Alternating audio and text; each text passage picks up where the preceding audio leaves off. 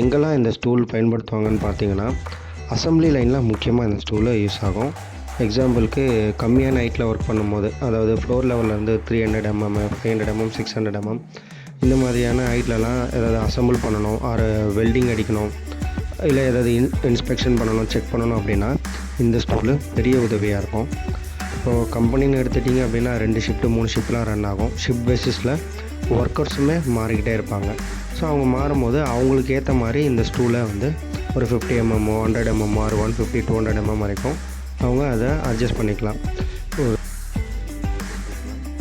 அவங்க full shift work பண்ணணும் அப்படின்னும் போது ஒரு 50 mm, 100 mm ஹைட்டு சேஞ்ச் பண்ணுறது கூட அவங்களுக்கு வேலை செய்கிறதுக்கு பெரிய உதவியாக இருக்கும். இந்த ஸ்டூல்ஸில் பார்த்திங்க அப்படின்னா டிஃப்ரெண்ட் டைப்ஸில் நாங்கள் பண்ணிகிட்ருக்கோம். இப்போது ஒரு சில ஸ்டூல்ஸ் வந்து பார்த்திங்க அப்படின்னா பாட்டமில் லெக் வச்ச மாதிரி இருக்கும். ஒரு சில ஸ்டூல் வந்து